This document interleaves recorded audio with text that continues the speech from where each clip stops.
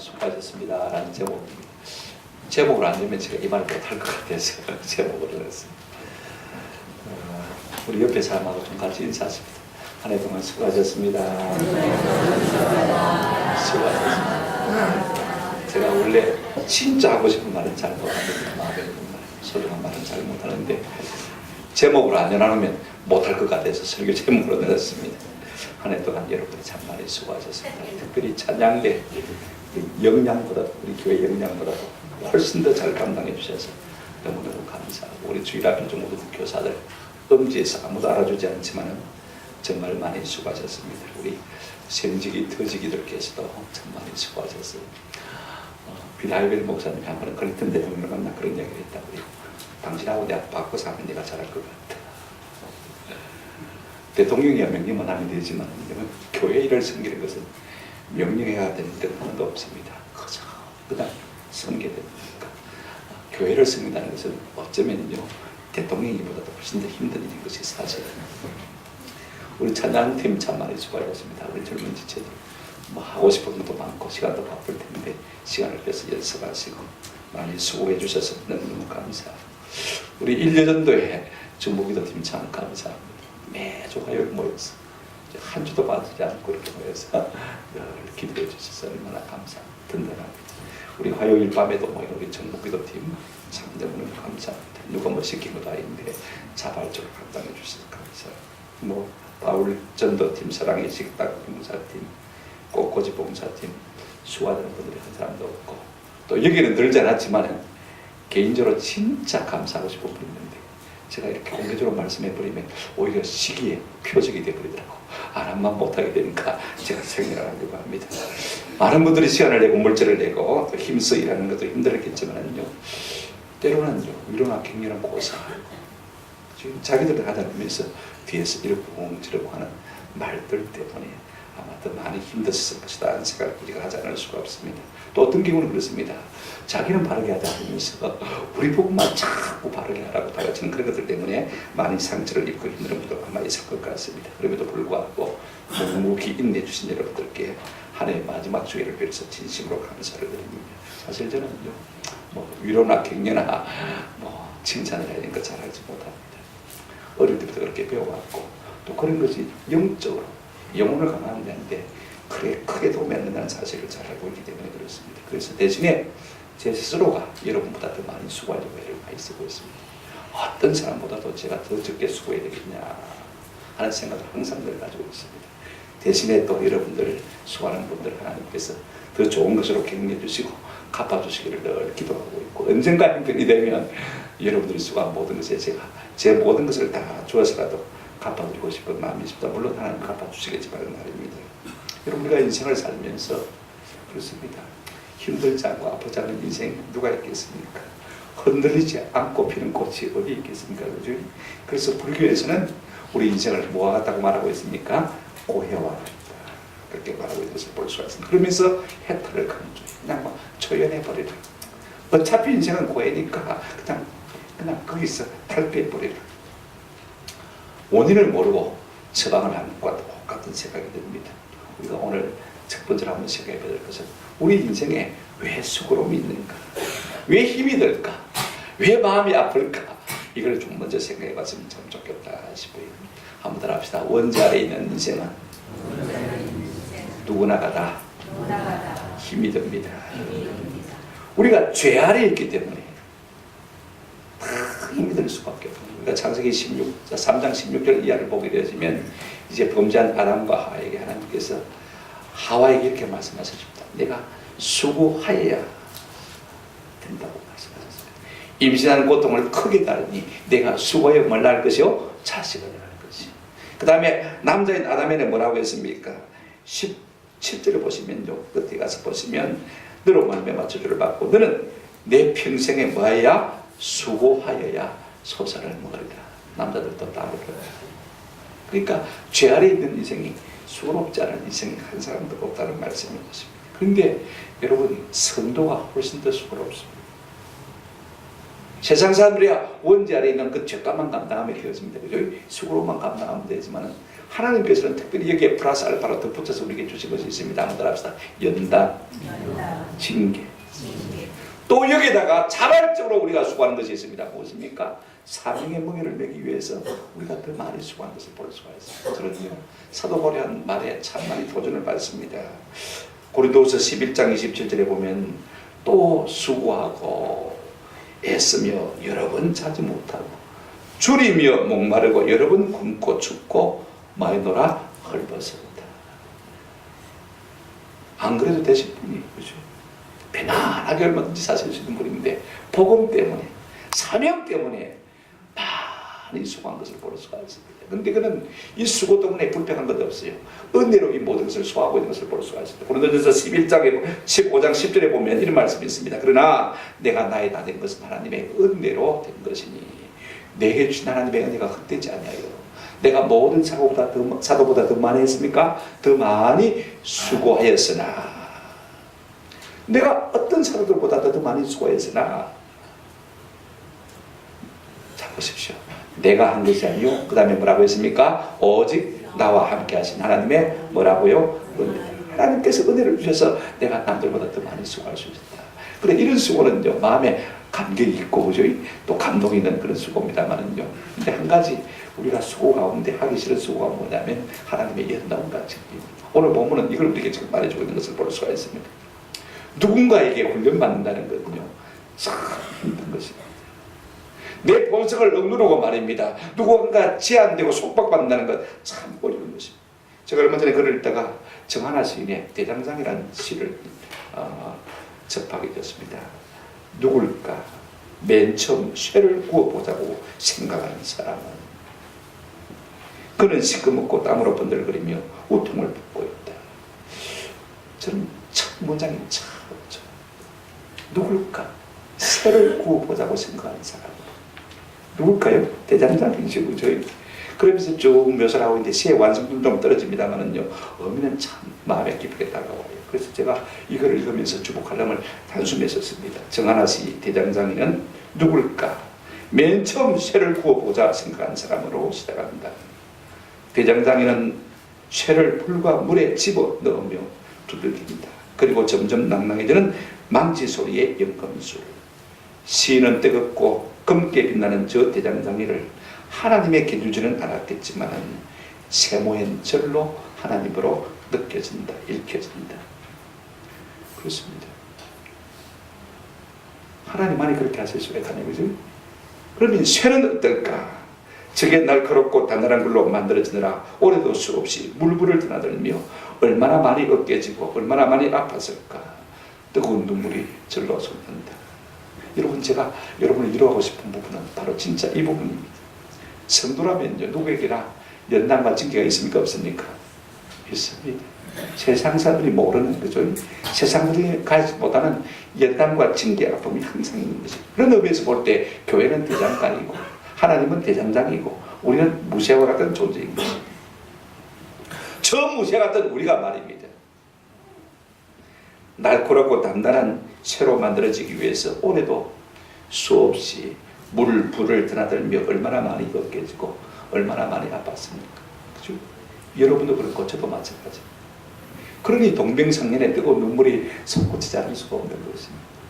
내가 못한 부분이 있기 때문에, 아직도 부족한 부분이 있기 때문에, 하나님의 소리 들려서 이려면 아직도 덕없이 부족하기 때문에 하나님은 계속해서 물에 넣었다가 망쳐서 들겠다가. 여러분, 이 당하는 우리의 아픔이 얼마나 크겠습니까? 여러분, 그렇다면 왜 우리의 삶에 아픔, 수고로움이, 힘듦이, 고통이 있는 것입니까? 오늘 성경을 보시면요, 한 4가지, 5가지로 우리가 볼 수가 있습니다. 첫째로 보시면 5절에 이렇게 말하고 있습니다. 또 아들들에게 고난한 것 같이 너희에게 고민하신 말씀을 잊었도다 라고 말하는 것을 볼 수가 있어요. 한번 더 합시다. 고난은 말씀 때문에. 우리 부모들은요, 자꾸 자녀들을 달랩니다. 어릅니다. 그죠? 그렇지 않습니까? 이게 바로 고난인 거거든요. 그죠? 잘 때라고 자꾸 권해요. 어르는 것을 우리가 볼 수가 있습니다. 그런데 조금 크면요, 이렇게 해주는 것이 자녀에게는 어떻게 느끼냐면요, 간섭처럼 느껴지는 것이죠. 그게 귀찮은 때가 있습니다. 그게 부담스러울 때가 있습니다. 그 다음에 두 번째, 하나님은 우리에게 자꾸 고민하시기 때문에 우리가 때로는 힘들게 느껴질 때가 있습니다. 고민이라는 말을 보십시오. 5절 하반절에 5절에 보시면요, 또 아들들에게 고난한 것 같이 너희에게 고민하신 말씀을 잊었도다. 이게 고민이라는 말은 디아레오마이라는 말인데요, 무슨 말이냐면 이치를 따졌어. 부모가 말이죠. 자녀에게 이치를 따져가면서 뭐 하는 것입니까? 교훈하는 것입니다. 설교하는 것이지. 머리가 조금 크면요, 자녀들은 어떻게 생각하냐면 이렇게 권면하는 것을 잔소리로 생각합니다. 우리가 설교를 잔소리점으로 생각하지 않습니까? 그죠? 이때부터 아이들이 조금씩 어긋나기 시작하는 것을 볼 수가 있습니다. 2번 하면 잔소리를 다 듣기 시작하는 것을 볼 수가 있습니다. 왜? 내가 간섭받는다고 생각하고 억압받는다고 생각하기 때문에 그렇습니다. 3번째, 왜 우리의 삶이 힘드냐면요, 늘상 하나님이 우리를 꾸지람하시기 때문에 그렇습니다. 5절 하반절 보시면 내 아들아 주의 징계하심을 경력이지 말며 그에게 꾸지람을 받을 때 마지 말라, 낙심하지 말라. 꾸지람을 받는다는 것입니다. 자 보십시오. 부모가 자녀를 키울 때 좋은 말로 고민해도 안 들으면 언성을 높이지 않습니까? 저희 과음을 지르지 않습니까? 꾸짖을 수밖에 없는 것입니다. 책망할 수밖에 없는 거예요. 그러면 자녀들은 어떻게 생각합니까? 아예 그게 싫으니까 이제는 대항하는 것을 볼 수가 있어요. 그게 싫을 거예요. 그래서 막 마음이 부대끼는 것입니다. 그래서 우리가 힘들 때가 참 많아요. 4번째로요. 왜 우리가 힘드냐 하면 하나님이 우리를 마시기 때문에요. 징계하시기 때문에. 6절 보시기 바랍니다. 주께서 그 사랑하시는 자를 마시고요. 징계하시고. 이 징계한다는 말은 영어로 말하면 디스플레이입니다. 에듀케이션, 그냥 교육가 안 되니까 전인 교육에 강도 높은 교육을 들어가는 것을 볼 수가 있습니다. 그러니까 어떻게 합니까? 나는 하기 싫은데 억지로 이 교육을 해야 되니까, 훈련을 해야 되니까 마치 꽃비에 망아지와 같은 것이. 나는 망아지인데 마음껏 뛰놀고 싶은데 그렇게 할 수 없는 것이니까 자유를 구속당하고 속박당하고 생각합니다. 그러니까 내 마음대로 하지 못하니까 그게 힘든 것입니다. 내 마음대로 내버리면 얼마나 좋겠어요. 내 마음대로 할 수 없으니까 그게 귀찮고 싫고 힘든 것입니다. 오늘 그 성도들과 마찬가지입니다. 자꾸 교회가 간섭하는 거예요. 이래하자 저래하자 힘들지 않습니까? 그러니까 막 짜증이 나고 불평이 나고 힘들고 아프고 그렇습니다. 마지막으로는요, 6절 하반절에 보시면 그가 받아들이시는 아들마다 만다고 했습니까? 채찍질한다. 마스티고란 말인데요. 더 악한 것이 생기지 않도록 따끔하게 많은 것입니까? 채찍질하는 것입니다. 그럼 우리가 자녀를 키우면요, 다 자녀를 체벌하지 않을 수가 없습니다. 그죠? 부모는 마땅히 자녀를 체벌할 수밖에 없는 것입니다. 왜? 사랑하기 때문에 체벌하지 않는 것입니다. 더 놔두다가는 더 큰 문제가 생기게. 그럼에도 부모들은요, 자녀를 체벌하고 난 다음에 아이가 잠들 때까지 잠듭니까 안 됩니까? 저놈이 얼마나 힘들겠나. 저러다가 마음이 낙심해서 뛰쳐나가 버리면 어떻게 할까? 그죠? 문을 지키고 있고, 그죠? 마음으로는 울고 있는 것을 볼 수가 있어요. 여러분, 이게 부모의 마음인데, 부모의 마음을 자식이 압니까 모릅니까? 모릅니다. 지 아픈 것만 생각하고, 지 싫은 것만 생각하는 것을 볼 수가 있습니다. 내 마음대로 하고 싶은데, 내 기질대로 살고 싶은데, 자꾸 부모가 권하고 권면하고 꾸지람하고 징계하고 책찍이라니까 이런 것들이 우리의 삶에 달갑지 않게 느껴지는 것입니다.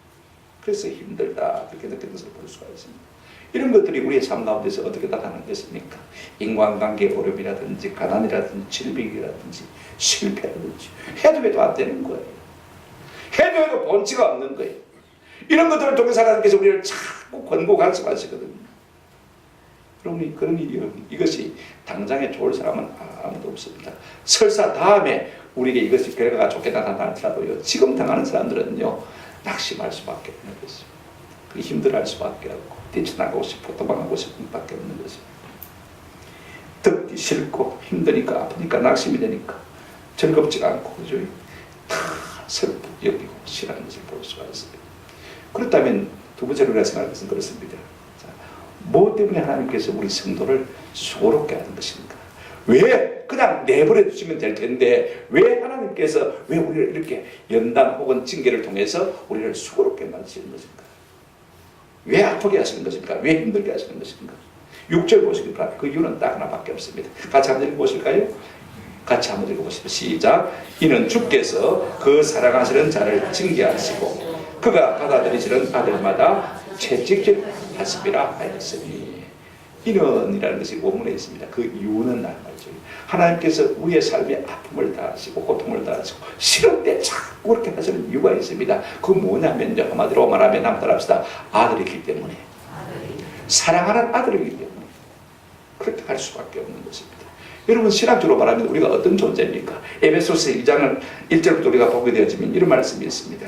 우리가 그때 너희는 그 가운데서 행하여 이 세상 풍조를 따르고 공중의 권세 잡은 자를 따랐으니 곧 지금 불순종의 아들들 가운데서 역사는 영이라. 전에도 우리도 다 그 가운데 우리 육체의 욕심을 따라 지내며 육체와 마음에 원하는 것을 하여 다른 이들과 같이 본질상 한번 더 합시다. 진노의 자녀였더니. 우리가요 마귀의 종을 타는 사람, 내 마음대로 살던 사람이, 근데 하나님께서 우리를 맞았습니까? 택하시고 자녀 삼았잖아요. 그죠? 근데 그 구습을 다 버려야 진짜 자녀다울 수 있는 사람이 되지 않습니까? 에베소서 2장 11절 12절에 보시면 이런 말씀이 있습니다. 그때 너희는 그리스도 밖에 있었고 이스라엘 나라 밖의 사람이라. 약속의 언약들에 너희는 외인이요 세상에 소망이 없고. 한번 들어봅시다. 하나님도 없는 자이더니. 하나님도 없는 사람. 하나님 보시고 우리를 택하셔서 자녀 삼으셨거든요. 그죠? 제가 어릴 때, 한 30몇 년 전입니다만, 기배중학교 전도사에 있을 때, 우리가 처음 이제 신혼생활을 시작할 때, 이 단칸방에 부엌 하나에 그렇게 시작했습니다. 새벽에 보고 일어났는데, 우리 집사람이 깨우니까, 일어나지 못하고, 깨어나면 툭 쓰러져. 연탄가스를 마셨더라고요. 그래, 그 소문을 듣고, 우리 권사님 한 분이 자기 집에, 큰 집이니까, 그죠? 옥상에다가 집을 하나 크게 잘 지었습니다. 대궐 같은 집을 지어주셔서 우리가 살게 되었는데, 우리 동기생들이 우리 집을 늘 부러워했습니다. 전도사가 이 잘 사는 집이 어디 있나 이러면서 좋은 집이니까 천당 가기 싫겠다 많이 부러워했습니다. 큰 집에 사니까 하나님 은혜 감사해서 우리 할머니도 모시고 와서 살고, 그다음 우리 교회 중학교 아이 가운데 부모가 없는 아이가 있어요. 엄마하고 살다가 얼마 전에 돌아가시고, 이제 저 집에 산에 그 농막 같은데 건물을 갖다가 막 지피고 뿌리고 그 안에서 자는 거 뭐 씻지도 않고 평생 그저 갈아입지도 않고 그렇게 사는 아이가 하나 있었어. 그래 우리 집에 들어가서 방 하나를 주고 사는데, 제일 어려운 것이 뭐냐면요, 이제 빨래도 해줘요. 그죠? 세탁기 이어서 해주는데 아이가 뭐 하지 않는 것입니까? 씻지 않는 것입니다. 한 병씩 씻어본 적이 없으니까 씻지 않는 거. 왜 새 집에 냄새가 나요? 지가 공부 안 하는 건 괜찮아요. 그죠? 공부할 취미가 없으니까 안 하는 건 괜찮은데, 그건 뭐 간섭 안 해요. 공부 한번 해라. 그래 놓고 뭐 안 해도 상관없고 해도 상관없는데, 근데 쉽지 않은 것은 다른 사람에게 불편을 주니까 말입니다. 참 힘들어요. 일평생 씻어본 적이 없으니까 씻지를 않는 거예요. 환경은 다 바뀌었는데, 그죠? 씻어. 그게 제일 힘들었어요. 여러분, 우리가 하나님께서 우리를 부르신 다음에 그래도 하나님과 같이 살려면 좀 걸맞게 좀 비슷하게 하나님을 닮아가야 되지 않겠습니까? 그러니까 훈련하지 않을 수가 없는 것입니다. 권하고 권면하고 그죠? 꾸지람하고 그죠? 그 다음에 징계하고 처벌하지 않을 수가 없는 것입니다. 그런데 여러분, 그것이요 죽으라고 하는 것은 결단코 아닙니다. 오늘 본문에 보시면 6절에 이렇게 말하고 있습니다. 주께서 그 사랑하는 자를 만다고요 징계하십니다. 뭐 때문에 하나님께서 우리를 이렇게 수고롭게 하시느냐? 한번 더 합시다. 사랑하시기 때문에. 사랑하시기 때문에. 사랑하기 때문에 우리를 훈련시키는 것을 볼 수가 있습니다. 여러분, 부모가요 자식을 사랑함으로 징계하지 않는 사람이 누가 있습니까? 요한계시록 3장 19절에 보면 물은 내가 사랑하는 자를 책망하여 징계하는, 사랑하시기 때문에 그 교회를 책망하여 징계하신다고 말씀하셨습니다. 그대로 내버려두면 세상 가운데로 떠밀려갈 수밖에 없기 때문에 사랑하기 때문에 책망하시고 사랑하기 때문에 징계하시는 것을 볼 수가 있습니다. 잠언 13장 24절에 매를 아끼는 자는 그의 자식을 미워함이라. 자식을 사랑하는 자는 건실히 뭐한다고 했습니까? 징계하는 것입니다. 내가 내 사랑하는 자식을 그냥 내버려둘 수가 있습니까? 늘 징계할 수밖에 없는 것입니다. 또 하나님께서 우리를 고달프게 하고 힘들게 하시는 이유 가운데 하나가 뭐냐면요, 한번 합시다. 우리를 아들 삼으시기 때문입니다. 사랑할 뿐 아니라 법적인 모든 좋은 것을 상속받을 수 있는 자녀 삼으시기 위해서 우리를 훈련시키는 것입니다. 7절에 보시면 너희가 참음은 징계를 받기 위함이라. 하나님이 아들과 같이 너희를 대우하시나니 어찌 아버지가 징계하지 않는 아들이 있으리요. 그렇습니다. 어느 부모들요 사랑하지 않는 부모가 없습니다. 다 사랑하지만 그러나 그냥 내버려두는 부모도 없습니다. 왜냐하면 우리의 죄성 때문에 가만히 내버려두면 자꾸 어질나지 않습니까? 그러니까 우리 하나님께서 참 꼭 훈련시키는 것을 볼 수가 있습니다. 8절에 보시면 이런 말씀이 있습니다. 징계는 다 받는 것이거늘 너희에게 없으면 뭐가 아니요? 사생자요 친아들이 아니라 그랬습니다. 동네에 사형제를 키우는 어머니가 계셨어요. 이 어머니는 아이들 잘못하면요 연대 기합을 줍니다. 줄줄이 세워놓고 배를 다 데리는데 근데 큰아들은 안 되는 거예요. 둘째, 셋째, 넷째는 안 되는 거예요. 아이들의 불평이 뭐냐면 왜 형님은 안 때리고 우리만 때리냐는 거예요. 아이들은요 사형제가 다 자기 형제인 줄 압니다. 동네 사람들은 알아요. 왜냐하면 그 아버지가 결혼하고 첫 아들, 큰아들을 낳을 때 말입니다. 아들 낳다가 그 엄마가 죽었고 그리고 지금 엄마가 두 번째 와서 두 번째, 세 번째, 네 번째를 낳은 거예요. 그죠? 다 알고 있습니다. 사람들은 알고 있어도 자기 아이들을 다 모릅니다만은 이 어머니의 고백이 항상 그렇습니다. 이상하게도 내가 낳은 자식은 내가 때릴 수 있는데 내가 낳지 않은 큰아들은 때리지 못하겠다. 행여나 그것이 상처가 될 수 있습니다. 이거 우리가 아세요. 여러분 징계가 없으면요 아들이 아니고 뭐라고 했습니까? 사생자라고 했습니다. 오늘 내 삶 속에 하나님의 간섭하심이 있고 하나님의 권고하심이 있고 하나님의 다루심이 있다면요 내가 하나님의 친아들이심을 믿으시는 내가 있기를 주의 이름으로 축원합니다. 우리 어떤 집사님이 지하철 지나가는데 수영록에 전도하는 팀들이 딱 자기 지나가는데 자기를 보고 그러더랍니다. 저 하나님 아들 지나가네. 하나님 아들 지나가네. 한번 따라합시다. 하나님의 아들 지나가네. 얼마나 마음의 위로가 되는지. 자기 마음은 지금 방황하고 있는데 갈등하고 있는데 전도하면서 하나님 아들 지나가네. 여러분 우리가 고난이 있는 이유는요 우리가 뭐 때문에요? 하나님의 아들이기 때문에. 아들을 만드시기 위해서 하나님께서 우리에게 고난과 연단을 다 하시는 것을 볼 수가 있습니다. 구체적으로 말하면요 우리의 죄를 버리도록 하기 위해서 우리에게 고난과 연단을 주시는 것입니다. 10편 119편 67절 71절에 보시면 다윗의 고백입니다. 고난 당하기 전에는 내가 그릇 행하였더니 이제는 주의 말씀을 지키나이다. 고난이 없으면 내가 잘 나가는 줄 알아요. 잘 사는 줄 알아요. 그죠? 그런데 고난을 통해서 내가 가는 길이 하나님을 기쁘시게 하는 길이 아니고 죄의 길이 깨닫게 되는 거죠. 잘 먹고 잘 사는 것이 복인 줄 알았습니다만 이것이 아니구나. 그래서 하나님께서 내 삶의 길을 막으시는구나. 때로는 실패도 하게 하시고 때로는 관계 아픔도 겪게 하시고 그죠? 그러면서 내 죄를 버리게 되어지는 거예요. 71절에도 고난당하는 것이 내게 유익이라. 이로 말미암아 내가 주의 윤례들을 배우게 되었나이다. 여러분 잠언 22장 15절에 보면 아이의 마음에는 미련한 것이 얽혔으나 징계하는 채찍이 이를 멀리 쫓아낸다고 했습니다. 여러분 아이들도요 매를 맞지 않으면 자기가 잘할 줄 알아요. 하나님께서 뭐 때문에 우리를 채찍질 하시는 것입니까? 우리를 연단하시는 것입니까? 우리를 훈련 가운데 내버려 던져주신 것입니다. 우리 가운데 뭘 없애려고요? 죄성을 없애려. 자녀들은 종종 헛배 논리로 생각합니다.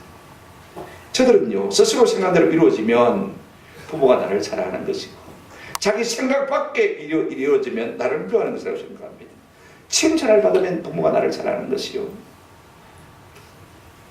어쩌다가 책망이라도 들으면요 나를 미워하는 것이라고 생각합니다. 내가 원하는 대로 해주면 나를 사랑하는 것이고 원하는 대로 해주지 않으면 내 의견이나 내 생각을 꺾으면 나를 미워한다고 생각합니다. 받는 것은 사랑이고 빼앗기는 것은 미움이라고 생각합니다. 그래서 낙심하는 것을 볼 수가 있어요. 여러분 어린아이들만 그런 것이 아닙니다. 하나님 앞에 살아가는 우리의 모습도 또 마찬가지입니다. 꼭 어린아이들 겁니다. 그저 지금 좋으면 좋은 것이고 지금 나쁘면 나쁜 것이고 지금 힘들면 나쁜 것이고 눈앞에 당장 좋아야 좋은 것이고 항상 영적으로 우리가 그렇게 살아가는 것을 볼 수가 있습니다.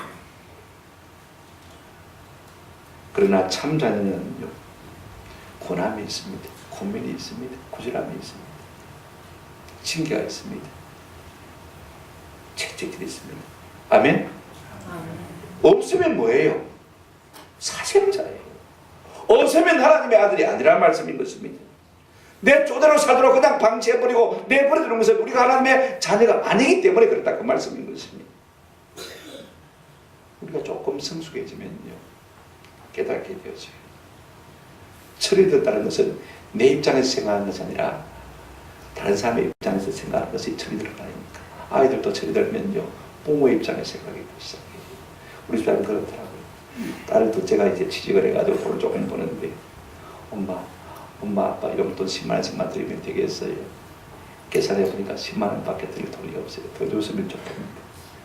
여러분 10만 원이 어디입니까? 그죠? 이제 가사의 초등생인데 10만 원 준다고 하니까 얼마나 좋은지.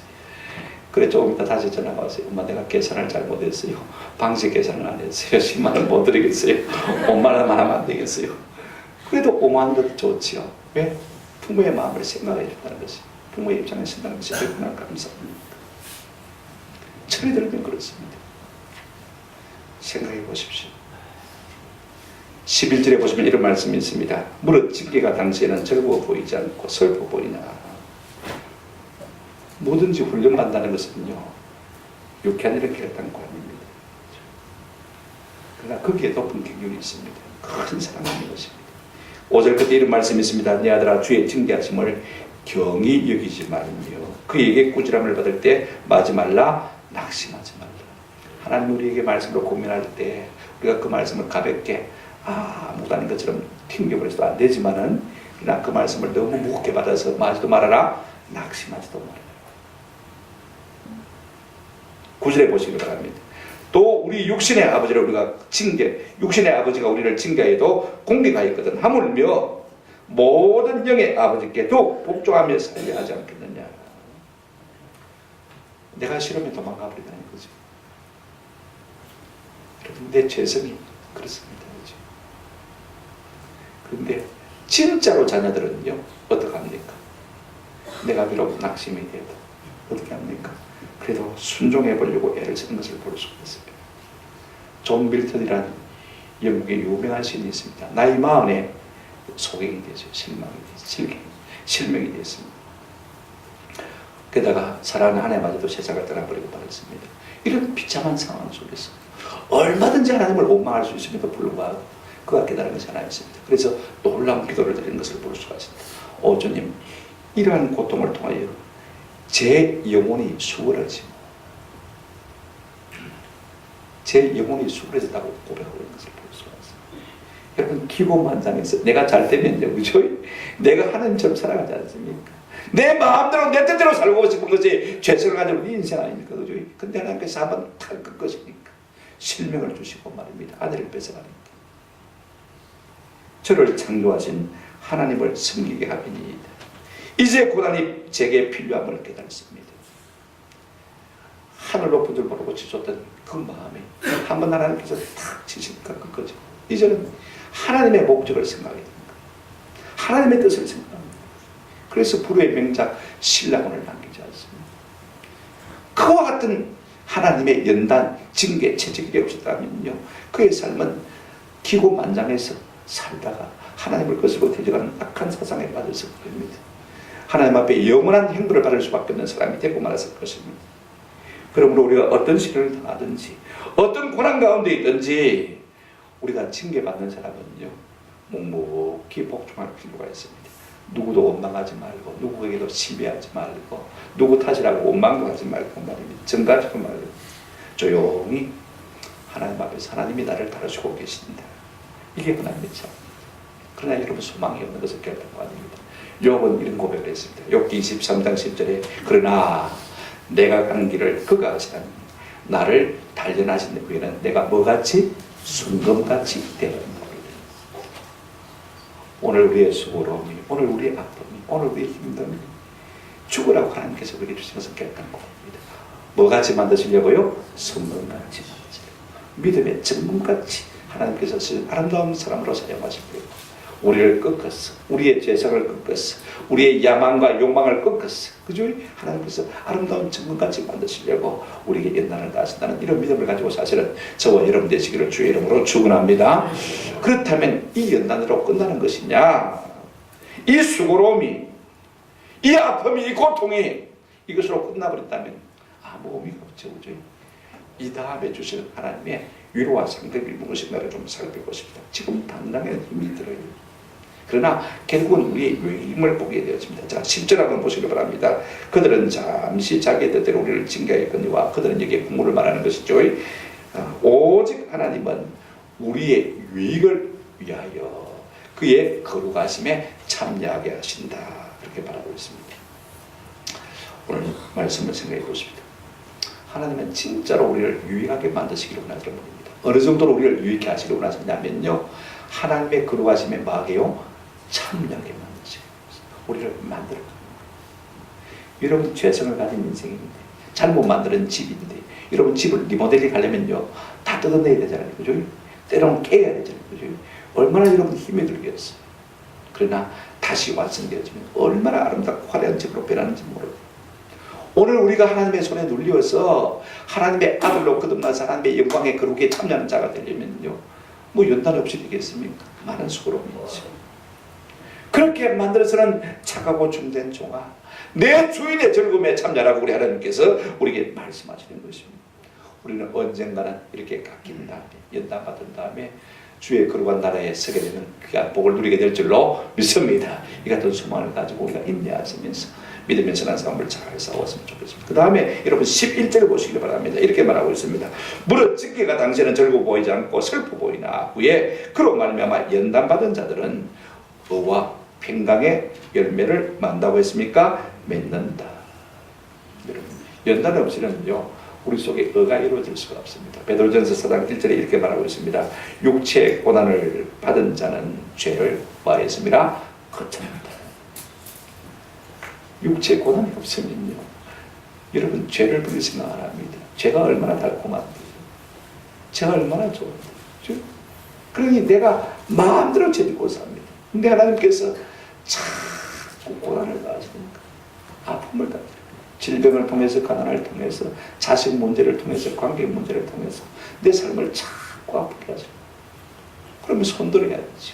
주여, 주여, 내가 손들어. 그래서 뭘 거치게 되진다고요? 죄를 거치게 되십니까? 죄를 거치니까 뭐가 오게 되십니까? 의가 오게 되잖아요. 의가 오니까 내 마음에 뭐가 와요? 절로 오는 것이 무엇입니까? 여러분, 내 마음속에 의가 없으면요, 천만이 불러 나를 진치고요, 나를 잡으려고 해도요, 담대합니까? 안 합니까? 담대합니다. 내 속에 죄가 없는 사람은요, 아무리 세상들이 나를 잡으려고 해도요, 담대하고 강한 것을 우리가 볼 수가 있습니다. 여러분, 의와 평강은요, 하나님 나라의 속성입니다. 우리가 로마서 14장 17절 말씀을 보지만은 이렇게 말하고 있습니다. 하나님의 나라는 먹는 과 마시는 것이 아니요, 뭐라고 했습니까? 의와 성령 안에서, 오직 성령 안에서 한번 따라합시다. 의와 평강과 희락입니다. 이렇게 연단을 받은 자들은요, 하나님 나라를 맛보게 되는 것입니다. 하나님의 나라를 누리게 되는 것입니다. 우리가 연단 가운데 참고 인내함으로 하나님이 우리에게 주시려고 하시는 이 의와 평강을 맛보고 누리지는 저와 여러분 되시기를 축원합니다. 뿐만 아닙니다. 우리가 주 앞에 섰을 때 놀라운 상급이 있습니다. 요즘 한국 교회는 상급에 대해서 말하지 않습니다. 우리가 어릴 때는요, 천국 상급에 대해서 정말 듣고 자랐습니다. 우리 대구 동신교회 권성수 목사님, 총신대학의 진학교수로 대학원 원장으로 지지를 하시다가 청명을 받고 동신교회를 섬기고 있습니다만, 이분이 박사 논문이 뭐냐면 천국 상급에 대한 연구입니다. 박사 연구치고 제목이 좀 상당히 가벼워 보입니다. 그죠? 제가 그 논문을 읽으면서 얼마나 은혜를 받았는지 모릅니다. 마음에 엄청나게 들어옵니다. 여러분, 그냥 구원받는 것으로 끝나는 것이 아닙니다. 우리가 구원받지만 부끄러운 구원받는 사람도 있을 것입니다만, 그죠? 주님 앞에 섰을 때 칭찬받고 상급받는 그런 사람들도 있을 것입니다. 우리가 어떻게 연단받고 어떻게 정결하고 의와 평강의 사람이 되느냐에 따라서 우리가 하나님 앞에 받을 상급이 다 다를 것입니다. 요한계시록 2장 10절 우리가 잘 알지 않습니까? 내가 죽도록 충성하라. 그리하면 생명의 멸류관을 막겠다, 내게 주겠다 라고 말씀하셨습니다. 베드로전서 1장 7절에 이렇게 말하고 있습니다. 너희 믿음의 확실함은 불로 연단하여도 없어질 금보다 더 귀하여. 믿음의 연단이요, 금을 재르는 것보다 훨씬 더 귀하다고 했습니다. 왜 그러냐면 그 다음 말이 참 중요합니다. 그 다음 예수 그리스도께서 같이 읽어보실까요? 시작. 예수 그리스도께서 나타나실 때 칭찬과 영광과 존귀를 얻게 하시는 것입니다. 그분이 우리에게 나타나셔서 우리를 그분의 알곡으로 거두실 그때에 여러분 이 연단을 잘 받은 사람들은 첫째 뭐가 있습니까? 칭찬이 있고, 두 번째 뭐가 있습니까? 영광이 있고, 세 번째 뭐가 있습니까? 존귀가 있습니다. 주께서 내게 주실 칭찬과 영광과 존귀, 그 영원한 상급을 바라보시면서 소망 가운데 인내하는 저와 여러분 되시기를 주의 이름으로 축원합니다. 그래서 신발을 갖다가 그 동방송을 했는데 저 산성교회 허은구 목사님 설교하실 것을 들었어요. 이분은 선교사를 따가 이제 산성교회 청구를 받은 분입니다만 남미의 칠레 선교사로 파송을 받고 딱 산티아고 수도에 딱 가서 기분 좋게 룰랄라 이렇게 선교사에게 시작하는데 선교사님이 부르더랍니다. 야, 이제 햇병아리 선교사라고 수도에 가서 정착하려고 어림도 없는 소리 하지 마라. 당장 시골로 가라 그럽니다. 고참 선교사가 의죠? 고참 선교사가 그렇게 해서 쫓아고 있는데 어떻게 할 수가 있습니까? 그래서 수도에서 저 북쪽으로 120km 떨어진 조그마한 시골에 가서 이제 맨 땅에 헤딩을 하죠. 거기는 한국 사람이 한 사람도 없더래요. 먹고 살려고 하고 도저히 복음을 전하려고 하면 어떻게 됩니까? 스페인어 언어를 열심히 배워야 되는 거죠. 죽으라고 언어를 했대요. 그래서 말을 확실하게 배우고 그 다음에 거기서 교회를 개척하고 학교도 세우고 그 다음에 그러다가 뭐 세월이 지나서 남미 전체 선교사 대회를 하게 돼요. 그래서 선교사들이 모였어요. 쭉 모여서 이제 세미나를 하는데 자기는 당연히 모든 선교사님이 내보다 다 고참이니까 스페인어를 참 잘할 줄 알았더니 근데 실제로 만나서 해보니까 말입니다. 자기보다 스페인어를 그렇게 말 잘하는 사람이 그렇게 많지가 않더라는 거예요. 그때 누가 생각나냐면 자기를 시골로 쫓아오려던 선배 선교사가 생각이 난다. 그때는 섭섭했는데 그때는 그럴 수 없이 미웠는데 그죠? 그 순간에 내가 그 때문에 오늘 이 언어를 가지게 되었구나 라고 생각하니까 감사한 마음이 들고요. 그 선배 선교사가 그렇게 고마울 수가 없다는 것입니다. 처음에는 고생이 했지만요 나중에는 뭐가 있었습니까? 영광이 있을 것을 볼 수가 있습니다. 오늘 우리의 삶에 원죄로 말미암은 고난도 있지만 우리 하나님께서 우리를 다스리기 위한 아픈 고난이 삶에 있습니다. 그죠? 그러나 우리가 잘 감당하면 여러분 처음에는 고생이지만 나중에는 반드시 뭐가 됩니까? 영광이 되는 은혜를 누리게 될 줄로 믿습니다. 말씀을 맺습니다. 우리 모두가 인생의 무거운 짐을 지고 또 하나님께서 우리에게 부여한 연단과 징계, 사명의 짐을 지고 이때까지 살아왔습니다. 우리 한 해도 참 많이 수고하셨습니다. 그러나 이 모든 수고에 우리가 낙심하고 뒤로 물러서지 아니하고 우리가 더욱더 복종함으로 하나님의 의를 이루어드리면요 하나님께서 우리에게 주실 상급이 있습니다. 하나님의 거룩함에 참여하게 되어지고 의와 평강을 누리며 맛보게 되어지고 하나님이 저쪽 주시는 칭찬과 존귀와 영광을 맛보며 누리며 사는 복된 인생이 될 줄로 믿습니다. 야고보서 1장 12절에 이런 말씀이 있습니다. 시험을 참는 자는 복이 있나니 이는 시련을 견뎌낸 자가 주께서 자기를 사랑하는 자들에게 약속하신 생명의 멸류관을 얻을 것이기 때문이라. 참는 자, 인내하는 자가 생명의 멸류관을 만다고 했습니까? 얻는다. 저는 목사로서 사도 바울의 발에 참 많이 도전을 받습니다. 내가 사도된 것은 한번 따라합시다.